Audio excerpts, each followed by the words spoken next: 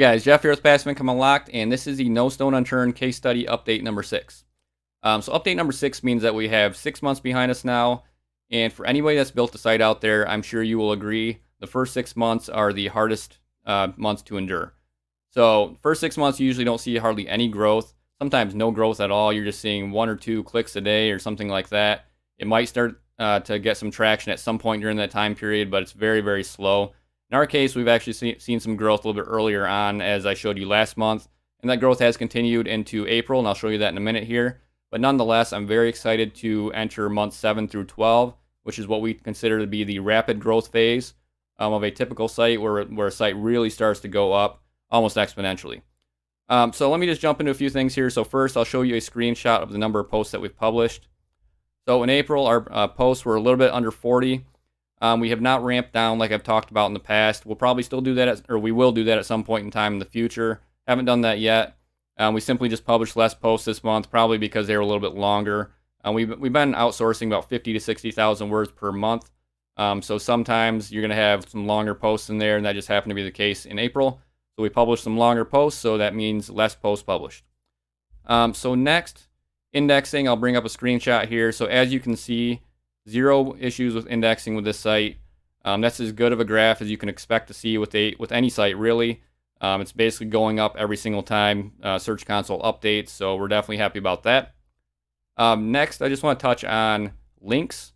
And I'm not going to talk so much about internal links like I have in the past, but I'm going to talk about backlinks and external links. So I've gotten some questions, a couple of questions about backlinks on these videos and the posts and whatnot. And I just kind of realized that's something I really haven't talked about with this case study. And the reason that I haven't brought it up is because I don't even think about it. We do not build backlinks at all on any of our sites, and this site is no exception. So we have not built a backlink to this site.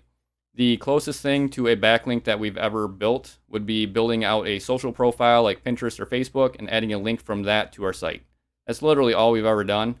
With this particular case study site, we're not even building social profiles. We're just going after 100% organic search traffic. So there's no backlink building at all. Now, as far as external links, that would be outbound links on our site to other people's sites. We are doing that.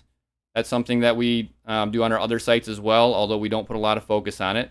On this site, we are putting more focus on it, and the reason for that is because the whole point of this case study is to build a comprehensive resource for our visitors.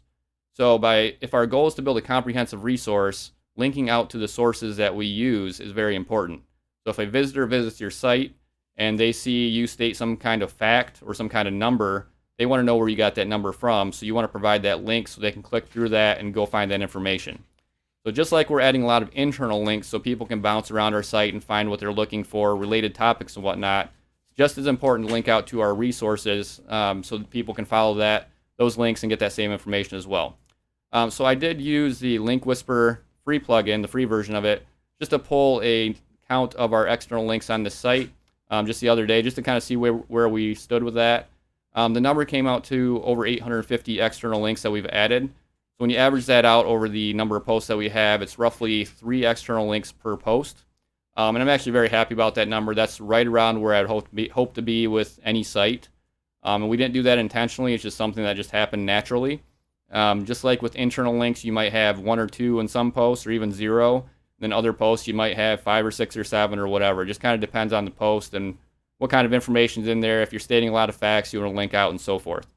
And as I mentioned in the last video, I believe, as far as internal links go, I think we have about 7 or 8 on average per post. So if you combine that with the external links of about 3 on average, basically have about 10 links in each post. So that's actually very useful for a visitor when they can read through a post. You have about 10 links in there. They can click through on your site, or they can click through to external resources to get more information. So again, it's all about building a very comprehensive resource for our visitors. So next, I'm going to pull up a couple screenshots of traffic here. So we're very excited about these. The first one is Search Console. So this is clicks and impressions, Google search only.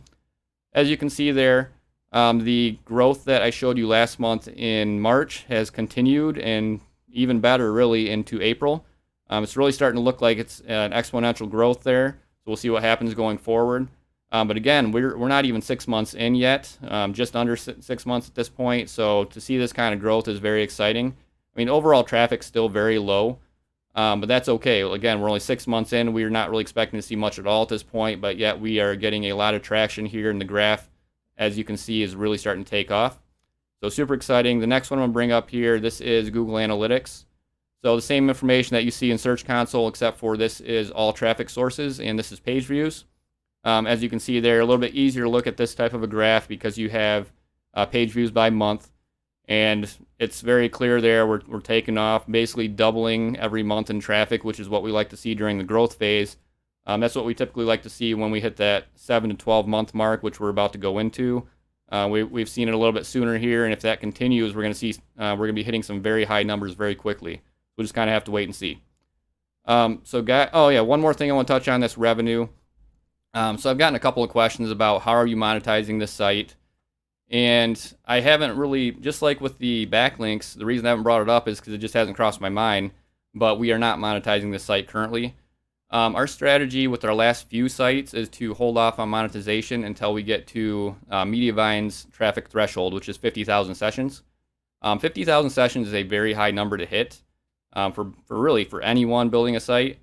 But for us, in our case, we already have revenue coming in from our other sites, so it's not as big of a deal.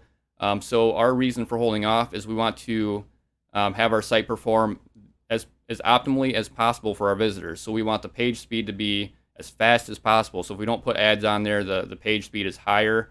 We want the user engagement metrics to be as good as possible. So we want that bounce rate to be as low as possible. We want the dwell time to be as high as possible. Page views per visitor as high as possible, and so on. If you're not adding a bunch of ads to your site, if you're not adding a bunch of affiliate links and whatnot, you're going to get some better metrics. It's not going to be significant by any means, but every little bit helps, and we're trying to make our site as good as possible in Google's eyes while it's in that growth phase. Once it gets up to the Mediavine threshold, at that point, we feel like we've got some significant traction on the site. We can add display ads, affiliate links, things like that, and we're not as concerned at that point in time. So that's the approach that we take. For you, if you're building your first site, or if you only have one site or whatever, I would probably monetize it a lot sooner than that. Probably after 2,000, 3,000, 4,000 page views a month, I would probably monetize at that point with maybe something like a Zoic. Again, we already have money coming in from other sites. It's not as big of a deal for us, but seeing that money come in on your first site is definitely very motivating. For me, when we started our first site, if I didn't see some money coming in early from just affiliate links on Amazon, I would have probably given up and never gotten to this point. So I definitely encourage you to monetize your site a lot sooner than we do. If you're in our position where you have several sites bringing in money already, then you can kind of weigh the pros and cons of doing that. So guys, that's all I had for this one. I appreciate you watching as always. I'll post another update in about a month, so keep your eyes peeled for that. Thanks for watching.